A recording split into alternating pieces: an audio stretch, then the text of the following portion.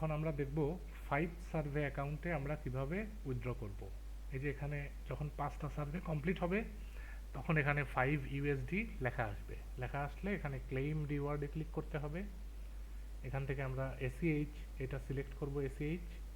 তারপরে এভাবে select option দিলে ক্লেইম রিওয়ার্ড, এখান থেকে ক্লেইম রিওয়ার্ডে ক্লিক করলে এই যে আপনাদের উইথড্রটা কমপ্লিট হয়ে গেল।